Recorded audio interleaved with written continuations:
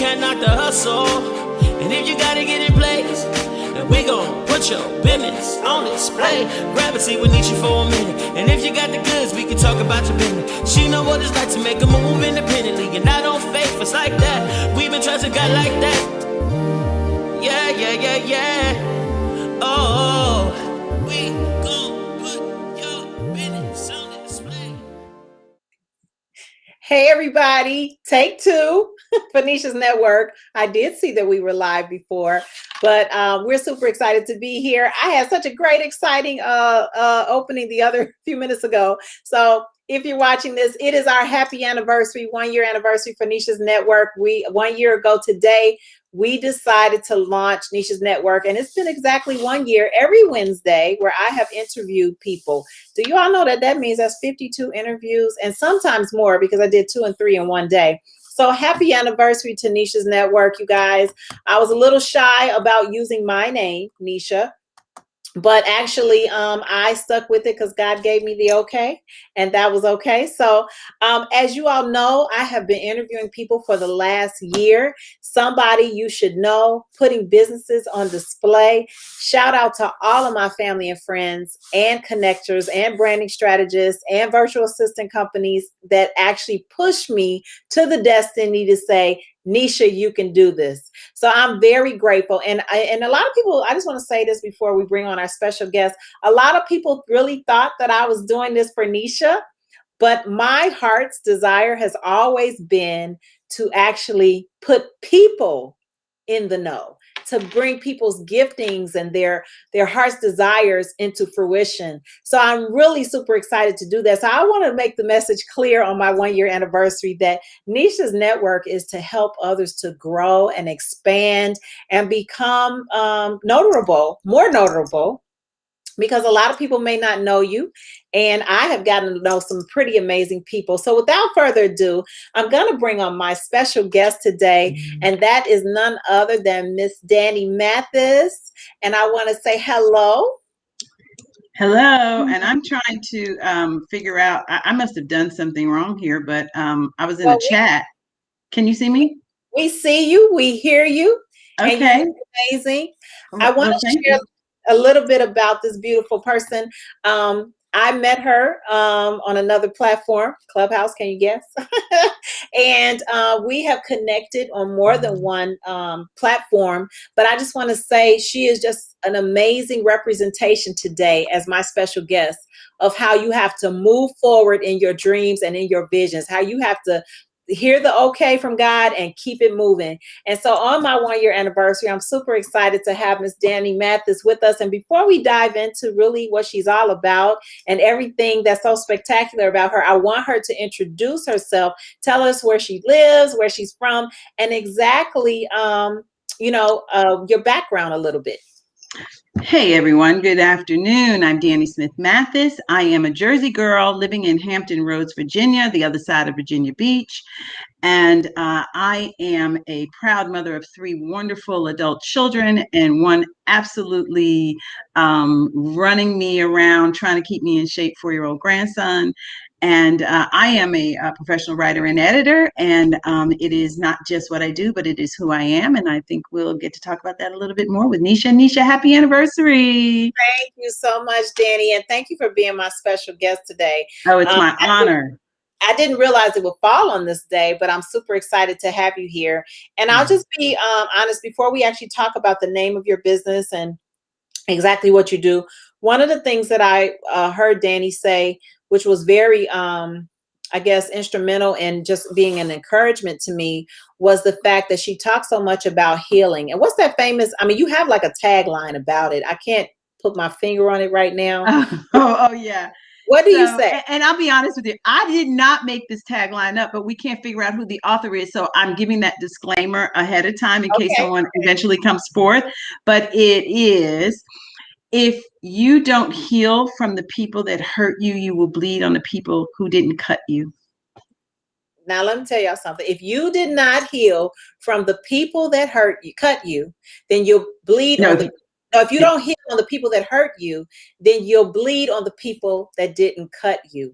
Let me tell y'all, when I heard that, I indeed direct message her on Instagram right away.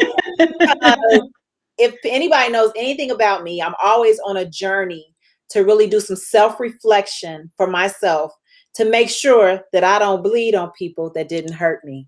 And then to forgive the people that did hurt me. So I'm super excited about that. I want to tap into that a little bit. And the reason I'm gonna be transparent about that is because I can't really speak to quote unquote people in general, but I can speak to experiences that have challenged me, that have prohibited me to get stuck and not wanting to move forward. And one of them was fear of failure, fear of not measuring up, fear. And so I allowed that to even kind of make me nervous about Neesha's network. About 4 years ago, I started doing lives on Facebook and advertising people's business. And I was like, who do you think you are? And I've heard all this feedback. Oh, you always doing something. And it made me nervous. And I got stuck in those statements, which caused me to pause and just completely stop. So I want you to really share and expound because I needed to heal from that. You know what I mean? A lot of people are like, why you need to heal from that? I needed to heal from the fear of failure and the voices that I was hearing and the chatter in order to move forward. And during the pandemic, what better time? I didn't have nothing else better to do. My salon was closed than to move forward. So, and to heal. And I believe Neesha's network has not only brought so much healing and joy to me, but I know it's brought so much healing and joy and business and financial growth to lots of people. Okay. Yes. So just expound a little bit on that statement and why it just resonates with you. Well, first of all, let me level set by saying, Neesha, you were a prayer partner with me just recently in a time when I was very, very depressed. I was coming out of a very unusual relationship that was presented to me, and I just it didn't go where I thought it was going to go, and I was so excited, and then it stopped, and I don't know. I fell into this depression, and you prayed me out of it. You don't know it, but you prayed me out of it, Wow. and I'm thankful. But so let me just say to you, so there's two things that you just mentioned. You mentioned fear and you mentioned forgiveness, and you actually mentioned them in the other order, forgiveness and fear. So going back to the quote that I just said, if you don't heal from the people who hurt you, you will bleed on the people who did not cut you. So two things. You have to have forgiveness. And that is the way you bleed on someone, is when you maintain a spirit of unforgiveness. Mm-hmm. That just will bleed you out. You can literally die a very slow death if you remain in a spirit of unforgiveness from people who deeply hurt you. I know this personally. I stayed in a marriage for 26 years where I was physically, verbally, financially abused and emotionally abused. That is not all his fault. It was my fault for staying. I feared leaving. Fear, when you embrace fear, I work in acronyms. I have to have mnemonic devices to remind myself of what I need to be thinking, because as a woman thinketh, so is she. Yes. And so what I say to people about fear is, okay, so if you choose to be in a spirit of fear, then what you have said to yourself is that I am for everything against redemption. That is what fear means to me. I am for everything against redemption. So if that's what you're for, then you remain in fear. Because when you're redeemed, you're free. Yeah. And truth is what sets you free. And a lot of times we don't like our own truth. See, we think that truth has to be this positive, uplifting thing. Most of the time, truth is coming out of our valley experience. And most of the time, we are in the valley. And the reason we're in the valley is because we wouldn't understand what victory is if we didn't have valley experiences. Wow. And so we're just going to say the truth will set you free. There you And go. Danny, we are here with Miss Danne Smith Mathis, and who is speaking some for real, show enough truth. And I'm going to just say it just like that. That will bring so much healing to us. I love that so much. Thank you so much for sharing that. And so with that being said, I really appreciate the value that you add. And speaking of valley experiences, because so many people stay stuck in the valley. And I can only imagine, I know you're a writer, and we can talk a little bit about your business, but how you spoke about everyone having a story. Mm-hmm. And you spoke about the writing that needs to come out in the truth. How would you recommend that people, do you recommend that Yes. people write from their valley experience in order to heal? Absolutely. Absolutely. I learned how to journal early in life based on experiences with sexual trauma. And so when I was afraid to be redeemed from that, because I was ashamed that it was something that happened to me that did not happen on my own volition, I was violated very early in my life. And so I was afraid to just tell my parents, even because I didn't know what to think. I was 10. And when I finally told them, and it had happened 2-3 years before that. Wow. And so I journaled what I was feeling in order to experience my own healing from that valley experience. So my victory in that was healing through my own writing. Mm. And I didn't know at age 9 and 10 that I had that gift. Mm-hmm. I just did it because I didn't know what else to do. But because I had that gift, God was the one that gave me that gift, and he allowed me to work that gift in my pain and trauma. That is so good. He allowed you to work that gift through your pain and trauma. Wow. I can say so much right there. So we're gonna talk about your business, because Okay. I really think that that's very key. And I know that we have a lot of people who love writing, and I have some questions about writing and different things Sure. like that. So as a professional writer and editor, first tell us the name of your business and what inspired you to start this business. My business is simple. It is my name, Danielle Mathis Inc., because that is just who I am, and that's it. But what I do is I write and I edit. Okay. And what inspired me to do that was I originally started out my business as a realtor, and I then went through a divorce, and I stopped doing real estate. And I had lucrative jobs while even during my after my divorce. I went back into the workforce. I stayed out of the workforce until for 20 years after I had my first child. I didn't go back for 20 years. I was a stay-at-home mom, and I homeschooled my children. And then when I got divorced, I had to go back to work. I didn't get anything from it, and I needed to start my life all over again at 52 years old. Okay. And so you look 52 right now. What are you talking about? I am 63. Okay, well, come through, beauty, natural beauty. Okay, age. Yeah, I'm 63 years old. Yep. I can't believe it. I'm like, in 7 years I'll be 70. Like, that doesn't even sound right. But I'm fine with that. I'm cool with that. But anyway, so for me, writing became a necessity to exist, to live, to pay my bills. So before, I was just kind of doing it because I that's just what I did, like to do. But then it was something that I needed to go into on a full-time basis. I had already taught at a university. I taught English. My father was a college president. My mother was a second grade school teacher. So English and writing and all of that it's just part of my DNA, right?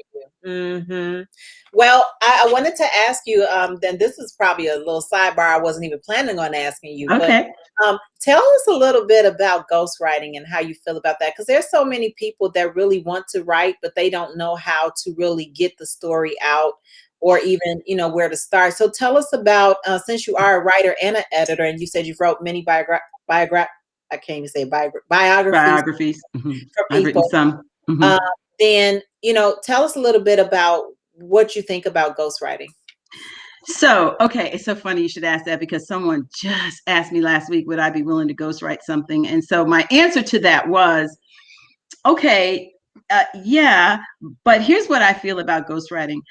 I feel that people hide behind their own trauma in ghostwriting. We live in such an age that people don't allow us to make mistakes. And so everyone is afraid of talking about the mistakes they made, whether it was an actual mistake you made, toward yourself or towards someone else. And so a lot of people want to hide behind that. And I say, well, I can do that, but I'd much rather help you to come out of that shame, because that's what I did, right? And so I would much rather talk with you about it, and maybe it's a story that someone needs to hear, and you don't need to be ashamed of that story. So that's how I feel about ghostwriting. And on the other hand, I do feel like if you're with the right person, like I did ghostwrite a story years ago for Ebony magazine. It was published in an article in 1990, and it was really about Larry Bird being the new black white guy in the NBA, and how white guys were starting to take over the NBA. And it was a cool article. And I did it with an uncle of mine who was a sportscaster for HBCUs. And he's late Frank Bannister. He's gone now. But so I did ghostwrite that article because my uncle couldn't write like I did. He was a great sportscaster. He was a sportscaster for Muhammad Ali and all of that, but he just couldn't write like I could. So he asked me to write it for him. So with you saying that, that's a perfect example and headway to some people can't write the way you write. So would you include that in editing? Write your story and then I'll edit it? Because it's a fine line between ghostwriting and editing, right? Before changing the story. So with you saying that your uncle couldn't write like you did, but he knew the story, how would you like marry the two? So the way I married it was I just asked questions. I like to take a journalistic approach. So I didn't go into journalism because that's all you do is you ask questions and you write stories, right? I liked more creative stuff. I liked more real stuff. I didn't want to ever taint anyone's story. I wanted it to be their stuff, right? So I don't like owning other people's stuff. I like owning my stuff. Sometimes I don't even like owning my own stuff, right? Depending on what the stuff is. But that's another thing.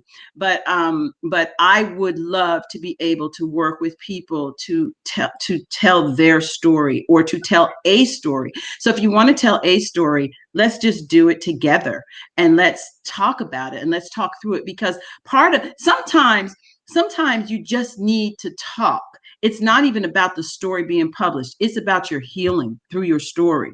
Okay. And if your story will resonate with other people, you just never know. And so the risk you take is by not just putting it out there, but you take a big risk by telling your story. I took a big risk by staying in a 26 years in a marriage that was full of abuse. But my bigger risk was leaving it with nothing, right? And I was able to tell that story in a book that I co-authored. So what is the name of the book you co-authored? It's called Survivors: Celebrating Life Beyond Domestic Violence. Survivors: Celebrating Life Beyond Domestic Violence. And is it available on Amazon? It sure is. Mm-hmm. Okay, so we want to put that in the chat. In the chat. Survivors: Celebrating Life Beyond Domestic Violence. That's so amazing. So tell us a little bit about what makes you so passionate about this field in particular. So my mother was a second grade school teacher, and she taught me to physically write cursive. They don't even teach that anymore, right? And they really don't teach it now because you get laptops and kids got computers and all that kind of stuff, right? I am so thankful I didn't have all of that, because in the actual physical writing, so for me, the physical part of writing is about rhythm. Mm-hmm. I like to say that I'm probably the most rhythmical, technical writer on the face of, at least one of them on the face of the earth, because I know how to take technical stuff and put it into rhythm so that it's still technical, but you can get it, right? Okay. And that's what I do for a living. And so that's how I've turned my gifts into a talent, because God will gift you with things. But if you don't know how to hone your talents and take mentors and because when I got to Carnegie, I went to one of the best schools in the world, Carnegie Mellon University. I was in the humanities department, and I was a creative writing major. When I got there, I thought I was the best thing since sliced bread when it came to writing. And my advisor, Pete Jones, I'll never forget it, said, "You can't write." And I was like, I can't fail out of college. I came here for writing, and you're going to tell me as a freshman I can't write? But I was teachable. And in order to learn, you have to be teachable. And when you are a writer, you are totally vulnerable, because you're usually writing from a place of what's inside of you, bringing it out, right? And so people are not only critiquing how you write, but sometimes you feel like they're critiquing what you're feeling about how you write. And that's not it. And so when you learn that, that's what makes you a good editor, is your ability to take criticism as a writer. Okay, Dustin, the publisher, y'all need to contact Danne Smith Mathis. You guys, I have to put that out there to Marilyn Alexander, who is our publisher, and she's always looking for good editors. So this is so amazing. And I was thinking about this when you were talking about how you can take something so technical and you can put it into, make it where rhythm and where it's understandable. And I was thinking about that. I was like, oh, so Danny's one of those wordsmiths, like the people that took the King James version and they wrote the Message translation. There you so go. People can understand it, or they took the Passion translation, I mean the King James, and turned it into the Passion to help people elementary. I think there's even one called the Easy Reading version or something like that. But anyway, okay. There's a lot of versions. So we really appreciate people like this. So you guys, if you're tuned in, we have a few more questions for our professional today, none other than Miss Danne Smith Mathis. You can go to her website and look her up. She's a professional writer as well as an editor. And so the bottom line is that we are here talking about all things writing, producing healing, motivating you to get your story out, educating you on some of the things you need to know. So you definitely want this coach to be a part of your team. And so if you're sitting on your books and you're sitting on your stories and you need someone to help you to listen and push it out, then you need to contact professional writer and editor Danne Smith Mathis. So I wanted to ask you the most rewarding thing, you know, throughout your journey, what has that been in terms of being a writer and an editor? So there's a couple of things that come to mind, but I want to work back to the most recent thing. Okay. I co-authored a book called Shut 'Em Down: Black Women, Racism in Corporate America. It took a lot of courage for 20 of us to do that. It was 20 of us that co-authored that book. That's available at my website. Okay. And again, it's called Shut 'Em Down: Black Women, Racism, and Corporate America. And what it did, that is my story about my decision to choose family over a job and to take the hit for my team, which was my family. Wow. And that is why I live in Hampton Roads right now, because I actually left a job within 48 hours and I moved in 2 weeks to another job. Wow. And God orchestrated all of that. But the courage it took was to decide to get on my knees instead of go to the EEOC. That has been the most rewarding book, because right now my goal for that book is that it will get in the hands of the biggest influencers in the world, all over the world, and they would read the book. My chapter is called Get the Language Right. It comes from a speech from Dr. King that's not very well known, but it's called Get the Language Right. And my chapter talks about my story about being a Black woman in corporate America who experienced racism, I might add, for the very first time in my 30-year career. Wow. So you guys go and get the book, Shut 'Em Down. And I don't want to misquote it. We'll put it in the chat, but www.dannesmithmathis.com and reach out and purchase the book that she has co-authored and co-labored about racism in corporate America, especially amongst African-American Black women and men, right? Black people. Well, it's just 20 of us Black women told our story. Okay, but they told the story, but I'm sure it could be applicable to so many people, you guys, and especially the climate we live in. We're praying for healing, and I believe that even them writing that story probably will bring so much healing, and even sometimes before it brings healing, it can bring such an educational piece, right? To make Yes. next generations to know what to be aware of. Yes. Because So sometimes Neesha, you're not taught. Go ahead. yeah, so what I want to say about that. So my goal for this book, and if you all could really help me with this, because this is not just about book sales for me. This is about what Neesha just said about, it is about, we have to get there's never been an anthology written like this where Black women have said, okay, we're tired, we're done. You're not going to call us angry anymore. You're not going to say we're too forceful. You're not going to say we're too this, we're not too that, or whatever. We are going to have a seat at the table, but we are not going to just eat. We are going to prepare the meal. We're going to put some things on the agenda, right? And we're going to do that unapologetically. We're going to do that unashamedly. And we are not just going to walk in the way that you want us to walk in emotional intelligence, which is to be quiet, not to have too much to say. Don't be so defensive. All of those things, because we are gaslit. And so remember this, there's a whole thing called constructive dismissal. And that's what they've tried to do to me. And when you start saying that in the corporate workplace, you will have a nice severance package. I didn't get that because I didn't know that term at the time. But had I known that term, I would have had a severance package instead of having to resign within a 48-hour period.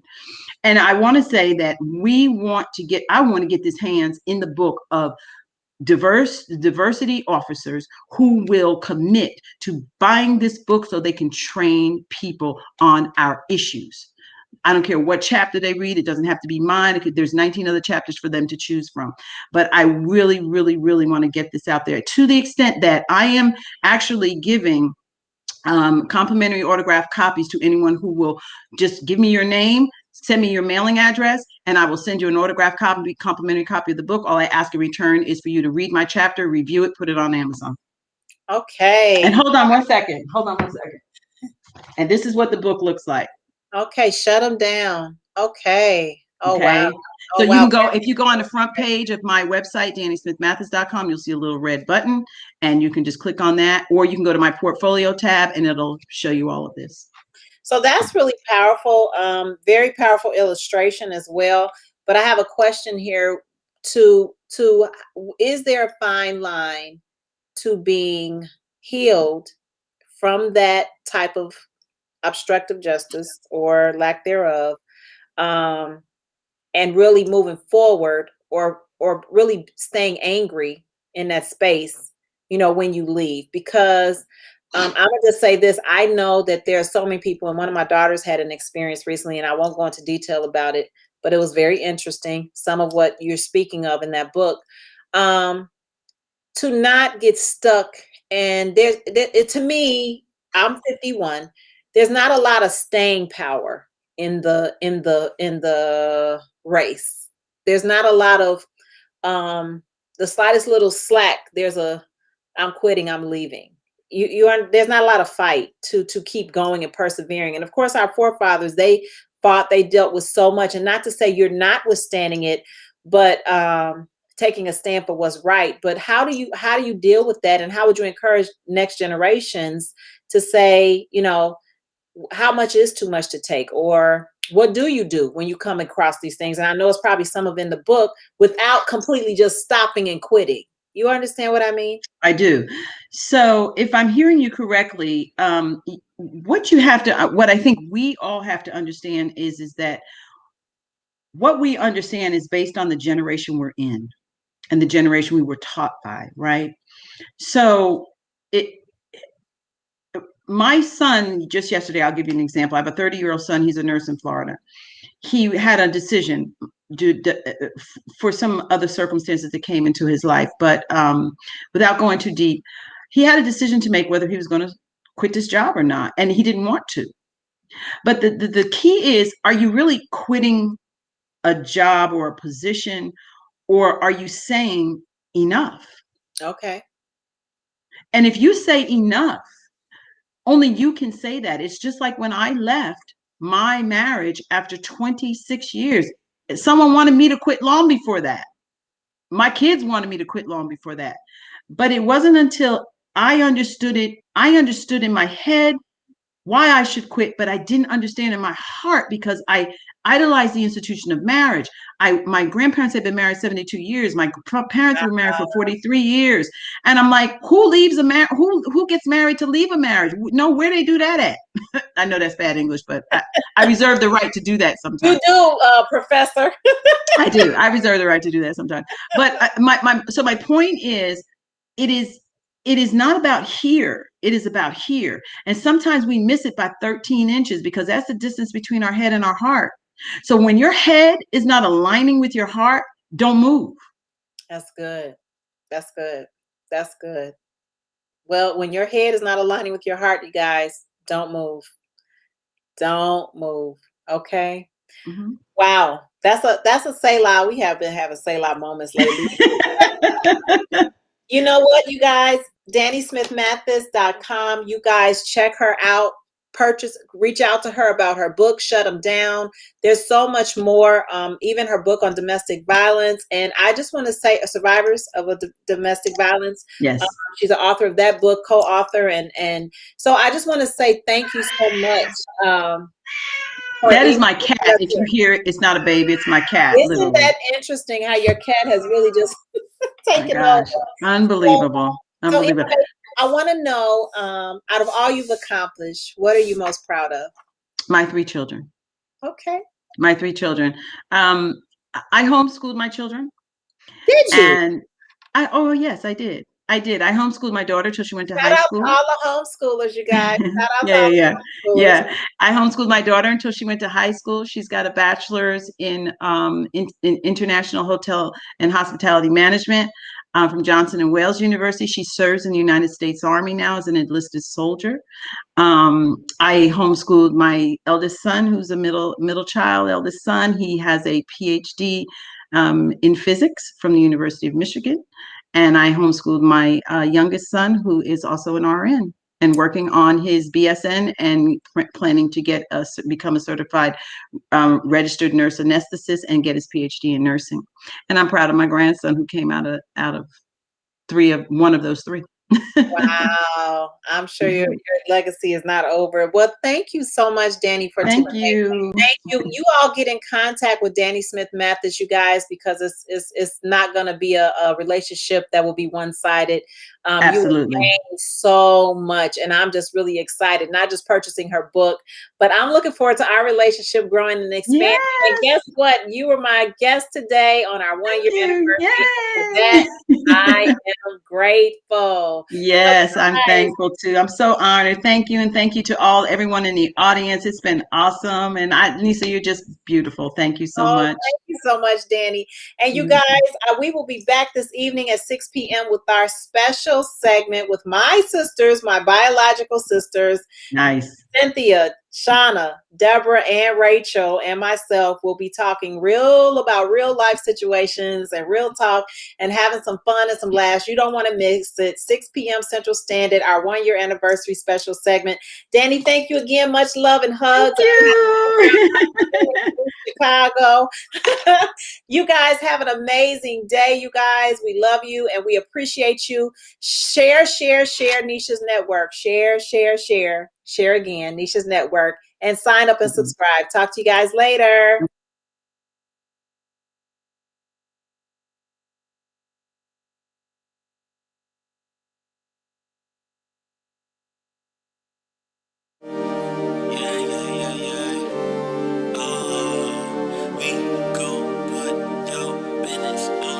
I got winners on the way. You know you can't knock the hustle. And if you gotta get in place, then we gon' put your business on display. Grab a seat with Neesha for a minute. And if you got the goods, we can talk about your business. She know what it's like to make a move independently. And I don't fake us like that. We've been trusting God like that.